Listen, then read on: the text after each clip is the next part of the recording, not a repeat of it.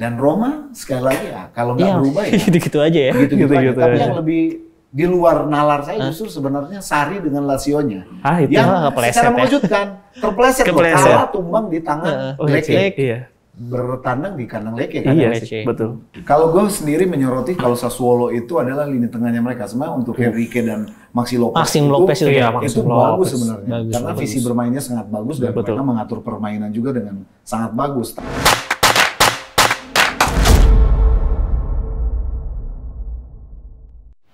Halo supporter, berjumpa lagi tentunya dengan Bang Botak di Pinball, Opini Football. Di mana di Opini Football kita akan membahas tentang update terbaru dari persepak bola dan tidak mau berlama-lama karena ada update menarik yaitu pekan perdana Serie A Liga Italia. Akhirnya Bentornato ya, selamat datang Serie A, luar biasa. Dengan narasumber gua yang sangat luar biasa ya. Di sini ada Bro Rangga dari Napoli, kebetulan hari pakai kaos pisah, dan ini yang Aldi, tetap konsisten. Inter Milan. Pekan perdana yang menarik. Seru. Yang bikin kita tersenyum. Gua sebagai Milanese juga tersenyum, Napoli juga tersenyum, Inter tersenyum, Juventus mana dia? Mana dia? Lagi ngumpet kayak di balik situ tuh. Juve juga tersenyum karena menang besar ya. Iya. Nah, kita tidak mau lama-lama, langsung lah dari Bro Aldi, gimana nih? Langsung ya, Inter sepak terjang pekan perdana. Ya, gue seneng banget akhirnya bisa nonton Inter lagi. Dan menang juga lawan tim yang cukup menyulitkan musim lalu. Inter nggak pernah menang, musim ini akhirnya di pertandingan pertama langsung menang. Monza juga bermain cukup menekan ya. Iya. Lu jagoan lu siapa yang dari Monza? Mota, Daniel Mota. Tapi sayangnya Dani Mota cadangan ya. Cadangan. Mungkin nggak tahu, mungkin kurang fit. Cuman yang gue seneng dari Inter akhirnya mainnya solid banget. Iya. Terus pergantian pemainnya ini ngasih impact semua, 5 pemainnya. Iya. Pemain baru semua yang kebetulan dimasukin kemarin ada Fratesi, Arnautovic, kanan Cuadrado, kiri si Augusto main Monza, terakhir ada si Bisek yang cuman Bisek lah yang agak kurang menurut gue. Dia mungkin masih demam panggung. Tapi di luar itu semua maksimal banget. Dan yang gue seneng akhirnya wingback Inter 4-4-nya tuh hidup semua. Jadi dua-duanya digantikan, biasanya Inter langsung ganti 2 wingback kan. Terus diganti si Augusto dan Cuadrado. Gaya bermainnya beda nih. Cuadrado yang jago gocek-gocek, Dumfries yang cuma bisa lari get in behind. Si Augusto juga lebih sering masuk ke dalam, akhirnya kayak komplit gitu. Inzaghi akhirnya punya tim yang paketnya sempurna. Terus di lini tengah juga kemarin Sensi juga belum main, tapi Fratesi terus Mkhitaryan yang umurnya udah 34 hampir 35 masih oke juga di Serie A. Terus mungkin kredit juga gue kasih ke Arnautovic ya kemarin ya. Keren dia. Menurut lu gimana Arnautovic? Keren ya, asisnya dia kan berbuah gol kan? Iya. Selain itu dia sekarang dewasa banget dan gue ngerasa ada swag-swagnya Ibra di dirinya dia tuh. Memang dia kan kalau boleh gue bilang dia adalah cloning 50%-nya Ibra. Karakter, gayanya, cara bermainnya, mentalnya ya kita bagi Bang Botak ya. Dia adalah salah satu penambahan amunisi yang terbaik juga buat Inter. Bahkan seperti yang Bro Rangga udah bilang kemarin, dia akan lebih berfungsi daripada Marcus Thuram. Nah, kalau balik lagi ke Thuram, kemarin dia untuk pace-nya dalam fase counter attack sangat berguna Speed-nya banget. bagus. Speed-nya oke, cuman positioning-nya masih agak kurang. Jadi dia jarang dapat final pass dari crossing dari pemain tengah atau dari wingback. Mungkin gara-gara positioning-nya masih agak kurang menurut gue sih. Luar biasa. Brother Rangga, Napoli gimana nih? Kalau berbicara masalah Pisa, kalau berbicara masalah Napoli, kemarin seperti yang gue bilang di minggu lalu, ternyata terbukti kalau dilihat dari keseluruhan sebenarnya Napoli itu gak terlalu mendominasi lah. Kalau bisa dibilang lihat ball possession juga 52-48, pola serangan juga kebaca, terus pergerakan juga ya begitu aja. Beda sama ketika Spalletti pertama kali ngelatih di musim pertama dan musim kedua di Giornata pertama itu kelihatan polanya langsung superior. Iya, dan superiornya kelihatan, passingnya juga lebih banyak. Di eranya Rudi Garcia lebih sedikit. Dan juga pemain barunya ternyata sayangnya tidak memberikan impact, malah memberikan penalti ke lawan Cajuste. Biarpun sebenarnya kalau dibilang pemain, dia salah satu yang paling cukup komplit di Napoli, bisa main di gelandang, bisa main di back kanan juga, bisa main di back tengah juga. Tapi sayangnya masih belum nyetel. Banyak kejadian dia di pass, tapi dia nggak tahu kapan mesti overlapping. Nah itu kejadiannya sering banget. Kayak kemarin Nekel juga begitu. Tapi ya pada akhirnya Osimhen dan Di Lorenzo masih membuktikan bahwa ya masih layak lah disebut sebagai pemain terbaik di Serie A. 2 gol 2 assist ya, sama-sama asisnya dua-duanya dari Di Lorenzo. Dari Di Lorenzo juga. Golnya Osimhen, Politano itu mainnya ya untuk pertama kalinya gue bisa lihat Politano kembali ke performa awal dia masuk di Napoli sih. Iya. Setelah sekian lama. Ya memang bagus sih. Kalau menurut gue juga nonton Inter Monza, Napoli lawan Frosinone.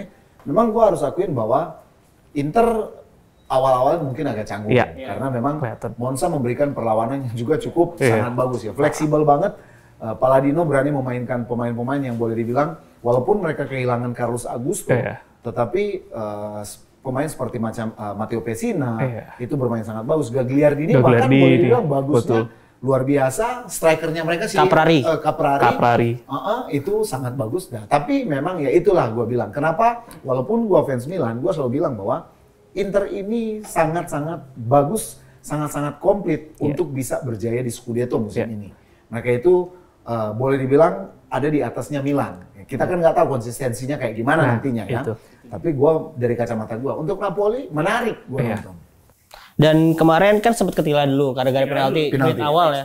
Tapi Napoli tenang banget. Jadi dia nggak gerasa gerusuk. Bapak yang tenang kali karena bukan fans Napoli. Kalau saya fans Napoli mah deg-degan Pak, beneran. Tapi mental juaranya masih kelihatan banget. Karena ya musim lalu sebagai juara bertahan, terus ya golnya penalti dan satu-satunya on target itu doang. Lainnya tuh nggak ada on target. Betul. Tapi banyak kejadian tuh dia ngelakuin passing di area kotak pertahanannya mereka yang nggak penting sebenarnya. Jadi bikin ribet sendiri gitu. Harusnya tinggal shoot, dia oper lagi ke belakang, harusnya dia passing, dia malah shoot gak jelas. Nah itu masih kejadian di Napoli Frosinone kemarin. Jadi ya harapannya sih, gue nggak tahu Rudi Garcia perkembangannya bakal gimana, polanya gimana. Dan gue juga nggak pernah nonton pas dia di Roma.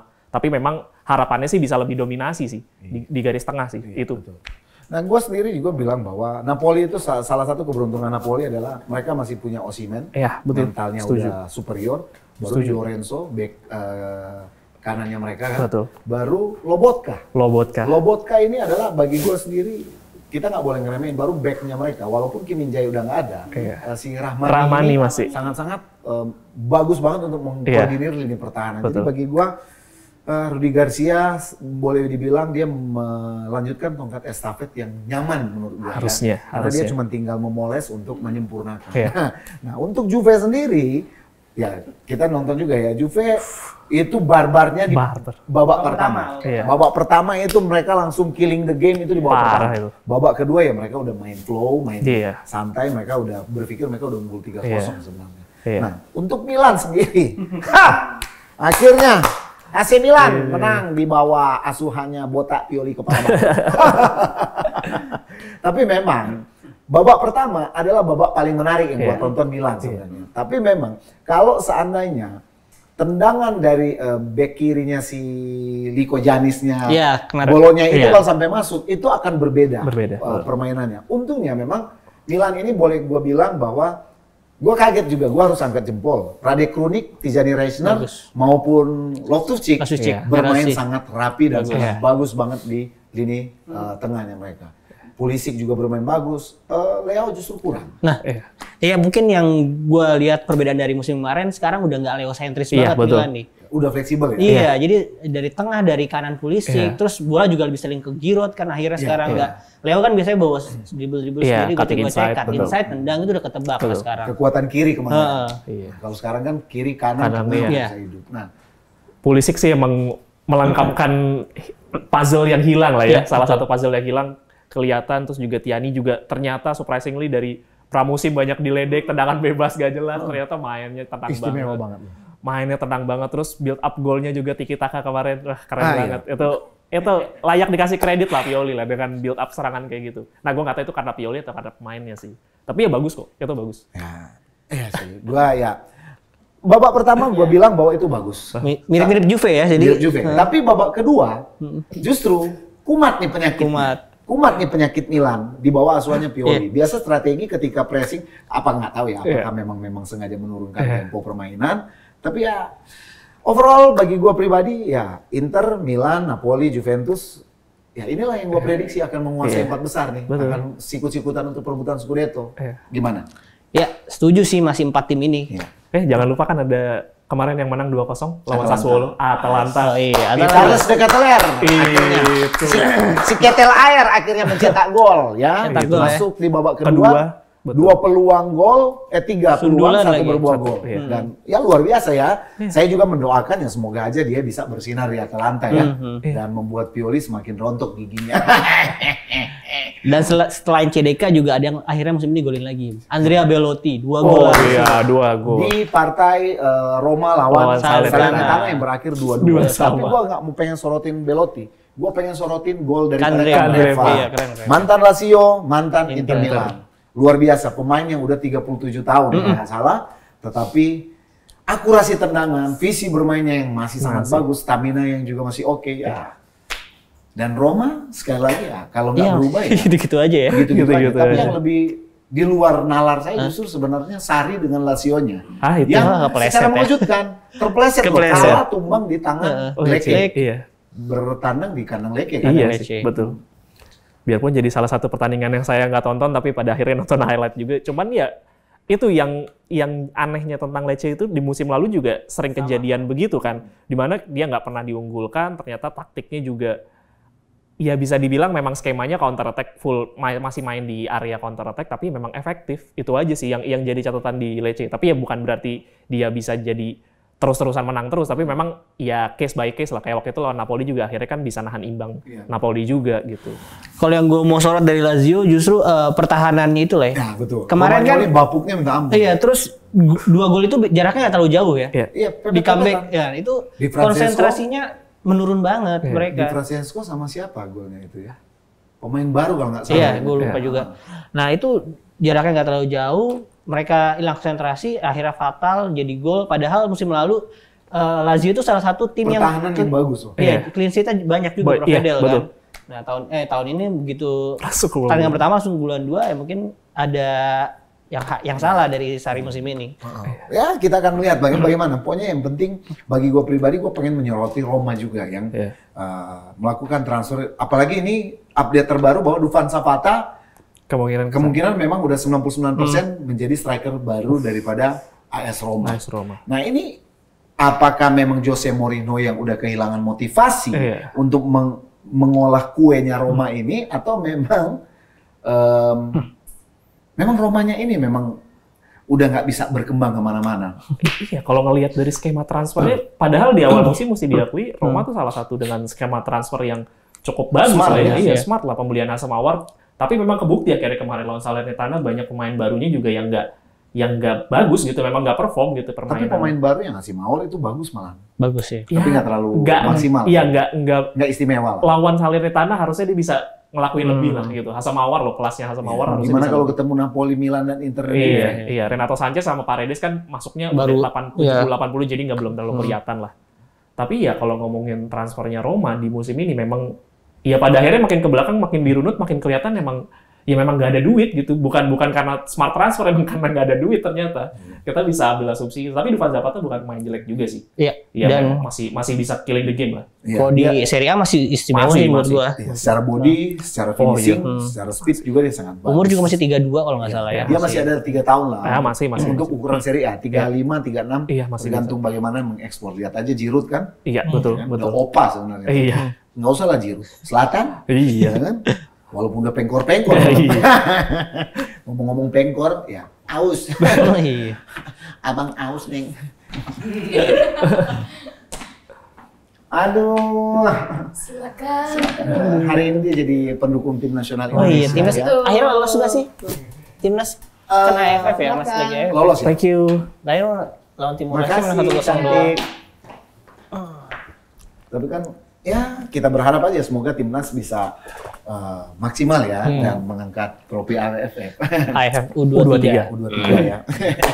Nah, setelah kita udah bahas pekan pertama, sekarang kita akan membahas prediksi pertandingan di pekan kedua. Ya memang masih akan ada kejutan transfer sampai di 31 Agustus. 31 Agustus kan? Betul. Jadi masih ada sekitar berapa hari? Ini tanggal sekarang 23. Ya 8 hari lagi berarti. Ya semingguan lah ya. Nah sekarang kita akan memprediksikan dulu nih. Pekan kedua, Milan yang akan bertanding di San Siro berhadapan dengan Torino. Inter Cagliari. Inter Cagliari, Napoli saya lupa sebenarnya lawan siapa. Kayak tidak peduli amat. Tapi kayaknya lawan tim papan tengah papan bawah juga sih. Iya, Napoli ya. Luar biasa. Nah, sekarang dari Inter gimana? Kalau ketemu Cagliari ya, kemarin Cagliari imbang lawan Torino. Iya. Dan mainnya cukup menarik. Iya. Bisa Ranieri. Banyak serangan juga, bahkan hampir bisa jadi gol dari Nathan Nandes 2 kali. Si SMS tuh adiknya abang nggak tahu, si Milinkovic-Savic juga kiper Torino itu bermain bagus sayangnya. Padahal Cagliari gue rasa bisa menang juga. Dan lawan Inter karena bermainnya kayaknya udah gantian ya. Kan Milan main di kandang berarti kan. Berarti Inter yang main di tandang. Akan kesulitan juga ya ini ke Sardinia. Biasanya waktu Inter waktu Cagliari sebelum degradasi, Cagliari selalu jadi pengganjal juga. Dengan penampilan Cagliari yang kayak kemarin, kurang lebih sih kalau dari gue prediksi masih kayak kemarin lawan Monza, tetap sengit juga, tapi bisa menang juga sih, tenang tipis. Menang sih, menang. Kalau menurut gue mungkin faktor yang paling utama kendala tim-tim yang bertandang ke Sardinia adalah faktor cuaca. Cuaca dan harus pesawat tinggi naik pesawat juga karena tidak pulau. Nah itu, tapi sih ya itu Nathan Hernandez salah satu pemain yang sempat mau diincar sama Inter kan juga, tapi ya ternyata setia bertahan di Cagliari sampai seri B. Ya tapi ya magisnya seorang Claudio Ranieri. Tapi untuk bagi gue pribadi Milan, ya gue tetap memprediksikan Inter masih bisa lah mengatasi Cagliari lah. Tapi kayaknya menang tipis deh. Menang tipis iya. Kalau gue sih 2-1. Iya. Kalau gue yang jadi masalah di pertandingan kemarin yang lawan Monza walaupun menang, Inter punya 22 kali shoot on target. Iya. Enggak on target. On goal. Shoot. Yang on goal cuma 3. Jadi 19 shoot itu ada yang sia-sia doang. Ada yang keblok. Yang dikasih ke orang gitu. Itulah masalahnya Inter masih kayak musim lalu, finishing akhirnya masih belum cukup baik karena masih sering buang-buang peluang. Lautaro Martinez, terus Barella yang sering. Aduh itu saya nonton Barella. Ambisius banget ya, tendang dari luar kotak penalti, sekali tendang jar tinggi melambung. Ini dia belum bisa tahu harus gimana. Iya, problemnya dari Barella ya kalau diomongin kemarin. Entah kenapa ya ada yang salah dengan ngomongin skemanya yang di setel sama Barella. Musim lalu kan juga banyak kejadian-kejadian di mana dia ngelakuin syuting yang sebenarnya cukup efisien gitu loh. Tapi pada akhirnya ya di musim ini entah kenapa aneh banget. Masih ambisius dia. Masih ambisius sih. Banyak peluang-peluang yang dibuang sama dia sih. Yang hopefully jadi bisa bagus sih maksudnya di pertandingan Cagliari nanti. Iya, jadi menurut gua kalau misalnya Inter bisa lebih klinis memanfaatkan peluang, harusnya sih bisa menang nggak tipis, tapi karena lihat pertandingan kemarin masih tipis. Masih belum bisa kalau ngomongin di early Jonata sih harusnya masih perlu penyesuaian lagi lah, apalagi ngomongin striker tadi kan Thuram sama Arnautovic. Setuju. Nah sekarang gini, gue pengen ke Napoli. Napoli akan bermain di San Diego Armando Maradona berhadapan dengan Sassuolo. Nah, Sassuolo kan barusan kalah di tangan Atalanta, ya kan? Kira-kira gimana nih Napoli? Napoli udah dikdaya loh lawan apa kemarin? Frosinone ya, balik lagi lawan tim promosi lah ya. Biarpun promosinya juga dipastikan karena juara juga Frosinone, tapi ya tetap lah. Kalau mungkin gue nggak terlalu banyak ngomongin Napoli karena udah gampang lah dicari informasinya. Tapi kalau ngomongin Sassuolo kemarin, problemnya itu bukan masalah di garis belakang sebenarnya. Entah kenapa kayaknya kemarin Berardi nggak main. Belum main. Jadi serangan ke depan itu nggak jalan sama sekali gitu loh. Kalau Berardi kan memang udah mau pindah ke Juve. Iya tapi sih. Kayaknya jadi nih. Dia udah nggak main karena memang finalnya karena kan Musikin kemungkinan lempar ke. Milan, kata Milan mau juga kan Musikin, tapi nggak jadi ya. Musikin dilempar ke Liga Spanyol kalau nggak salah. Dan akhirnya itu. Iya, Berardinya pergi ya ke Juve ya. Tapi kalau ngelihat itu benar-benar nggak ada link up yang berjalan gitu. Llorente juga pemain sayapnya juga sering ngelakuin crossing yang nggak jelas. Nggak perlu sebenarnya. Devrel banyak banget dapat peluang, harusnya di-shoot malah dipasing ke belakang yang nggak ada orang, itu masih nggak paham gitu. Pinamonti juga ya ampun masih jelek banget mainnya, nggak berkembang dari musim lalu. Jadi harusnya kalaupun nanti ketemu lawan Napoli, problem yang harus benar-benar di-solve sama Sassuolo itu masalah di lini depan. Lini depannya nggak berjalan. Lini belakang cukup bagus kok kemarin. Golnya juga gol set piece gitu. Dan menit akhir juga. Dan menit akhir gitu. Jadi ya harusnya sih itu yang harus disesuaikan sama Sassuolo. Kalau Napoli ya harusnya bukan jadi pertandingan yang sulit buat Napoli. Toh juga di musim lalu lawan Sassuolo cukup bisa ngelawan lah. Nah, kalau gue sendiri menyoroti kalau Sassuolo itu adalah lini tengahnya mereka. Sebenarnya untuk Henrique dan Maxi Lopez itu bagus sebenarnya. Karena visi bermainnya sangat bagus dan mereka mengatur permainan juga dengan sangat bagus. Tapi memang Sassuolo ini kehilangan figur-figur penting. Fratesi keluar, Scamacca juga keluar, Berardi keluar, baru Raspadori Kirikopoulos itu keluar. Iya, ke Monza. Baru Raspadori ke Napoli. Ya, bagi gue pribadi memang identitas Sassuolo untuk musim ini udah bukan killing the big team lagi. Mereka kayaknya akan bertarung untuk survivor bertahan lah. Nyari 40 poin aja lah paling mereka. Jadi survivor jadinya. Nah, untuk Milan sendiri berhadapan dengan Torino, bagi gue pribadi ya, gue pengen lihat nih bagaimana permainan Milan di pekan kedua. Gue bukan meremehkan Milan. Gue seneng Milan menang 2-0 sesuai prediksi gue kan. Gue bilang bahwa Milan 2-0. Tapi gue belum bisa bereforia sepenuhnya karena gue bisa melihat permainan di lapangan. Ya semoga moncernya Pulisic, kolaborasi antara Pulisic dan Giroud dan Loftus-Cheek ini karena sama-sama Chelsea ini udah hidup dan Tijani ini semakin bersinar dan Krunic juga yang kayaknya semakin stabil dan dewasa. Dan gue melihat ada perubahan yang signifikan di strategi Pioli kali ini. Gue melihat bahwa kadang dia meninggalkan 3 pemain di belakang yaitu Tomori, Thiaw dan Krunic sementara si Calabria dan Theo Hernandez masuk gantiin ke tengah. Nah ini ada fluid permainan yang menurut gua gue pengen lihat nih progresnya Pioli ini dia. Tapi bagi gue prediksi sih ya menang sih Milan lawan Torino 2-0 juga kok. Ya mungkin masalahnya lagi-lagi kayak mungkin takutnya kayak pertandingan pertama lawan Bolonya ya di awal ngegas tapi di babak kedua agak turun. Dikasih space. Kasih space. Bahkan Bolonya sampai 17 shoot. 5 yang on target, 5-5-nya di save oleh mainan. Jadi masih diselamatkan oleh mainan kan kemarin. Dan apalagi penguasaan bola di babak kedua justru Bolonya lebih tinggi. Nah ini Torino di bawah Ivan Juric ini juga kan bagus. Kita nggak boleh ngeremehin bahwa mereka punya Vlasic. Ya kan? Baru Sarabia masih cukup. Ricardo Rodriguez masih jadi bek kirinya. Rodriguez mantan Milan, baru yang Singo juga. Nah, itu juga baru mereka punya siapa lagi sih? Ilik. Iya, Ivan Ilik ya. Bawaannya dari Verona juga. Verona betul. Juric juga kan itu main andalannya Juric juga. Jadi ya bagi gue pribadi, gue nggak perlu bisa meremehkan Torino karena memang Torino juga ini sangat menyulitkan. Ivan Juric ini sedikit menyulitkan Pioli juga. Nah, nanti bagaimana tinggal Piolinya yang meracik. Iya, kalau ngomongin strateginya Ivan Juric dari dulu kan memang lebih narik garisnya ke belakang ya. Ngomongin pergerakan di area sayap. Nah, ini yang mesti diwaspadain sama Milan juga sebenarnya. Nah, yang harus diperhatiin sebisa apa nanti Milan untuk killing the game di babak pertama kayak kemarin lawan Cagliari. Lawan Bolonya, lawan Bolonya. Jadi itu harus secepat mungkin killing the game karena beberapa kali di musim lalu juga Milan ngegas di menit-menit awal tapi nggak ada hasil yang terjadi kan dan itu menyulitkan banget tuh kayak lawan Cremonese, lawan Spezia. Nah itu kan kejadian banget gitu bahwa Milan dari awal ngegas tapi nggak ada hasil yang dia dapetin gitu. Tapi ya gue ngelihat harusnya dengan komposisi pemain yang sekarang sih harusnya bisa mudah sih gitu. Maksudnya ngedapat 1 dan 2 gol di babak pertama sih itu hal yang mudah. Tancap gas duluan, betul. Gue juga pengen sorotin bahwa problem Milan di musim lalu adalah mereka itu superior menghadapi tim-tim gede kecuali Inter ya. Inter memang Napoli, berjaya banget ini menguasai Milan. Cuman kan Milan berjaya ngatasin Juve, Napoli, Lazio, Roma. Atalanta. Nah, mereka justru keteteran ketika berhadapan dengan 10 tim ke bawah nih. Nah, Milan kan kebanyakan hilang poin dari situ. Spezia, nah, semoga musim ini bisa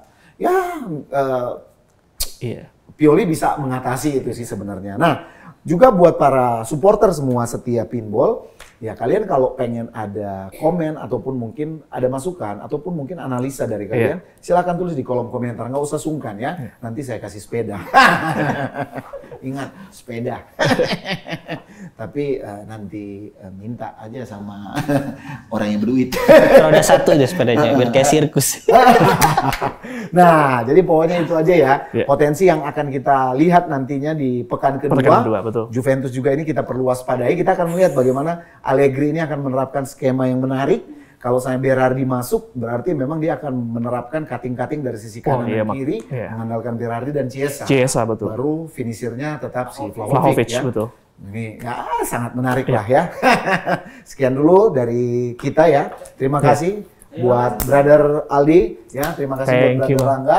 ya kita akan menyaksikan menariknya Serie A Liga Italia tentunya, ulasan-ulasan kita semua di Pinball ini. Jangan kalian ketinggalan, nyalakan loncengnya ya, subscribe, dan kalau ada kritik dan saran atau masukan silahkan tulis di kolom komentar. Jangan lupa juga follow akun TikTok dan Instagram dari pinsport.com karena di situ akan tersaji berita-berita olahraga ter-up to date, terbaru, dan tentunya tidak ketinggalan zaman.